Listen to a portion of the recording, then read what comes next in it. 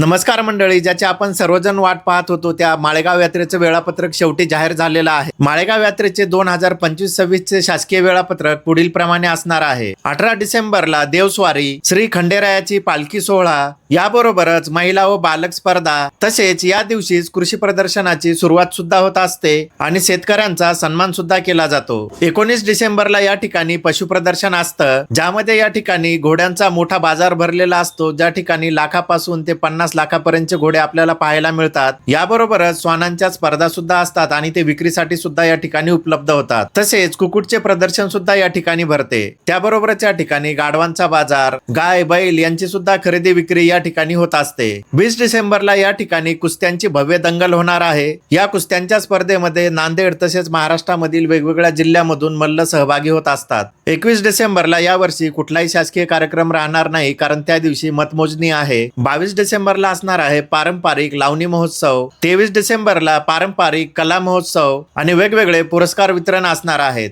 आणि 24 डिसेंबरला या ठिकाणी शंकरपट म्हणजेच भव्य बैलगाडा शर्यतीचे आयोजन करण्यात आलेले आहे। शंकरपटाचे आयोजन या ठिकाणी पूर्वी होत होते, पण मागच्या वर्षीपासून हे आयोजन परत एकदा चालू करण्यात आलेले आहे। या शासकीय कार्यक्रमाचं आयोजन हे नांदेड जिल्हा परिषद, पंचायत समिती लोहा आणि ग्रामपंचायत कार्यालय माळेगाव यांच्यातर्फे करण्यात येते। हे शासकीय कार्यक्रम झाल्यानंतर सुद्धा ही जत्रा साधारण 20 ते 25 दिवसापर्यंत चालू असते। माळेगाव यात्रा ही दक्षिण भारतातील सर्वात मोठी यात्रा असल्यामुळे या यात्रेमध्ये महाराष्ट्राबरोबरच महाराष्ट्राबाहेरील लोक सुद्धा मोठ्या प्रमाणामध्ये येत असतात। या यात्रेमध्ये मोठ्या प्रमाणामध्ये वेगवेगळ्या प्रकारच्या हॉटेल्स लागलेले असतात। त्याबरोबरच खरेदी विक्रीसाठी सुद्धा मोठ्या प्रमाणामध्ये या ठिकाणी दुकान लागलेले असतात, ज्यामध्ये तुम्हाला सर्व घरगुती वापराच्या वस्तू वगैरे सर्व काही या ठिकाणी मिळून जातं। तर माळेगावची ही यात्रा 18 डिसेंबर पासून चालू होणार आहे। तर या यात्रेमध्ये कोण कोण सहभागी होणार आहे कमेंट करून नक्की कळवा आणि आमच्या पेजला फॉलो करायला आणि सबस्क्राईब करायला विसरू नका।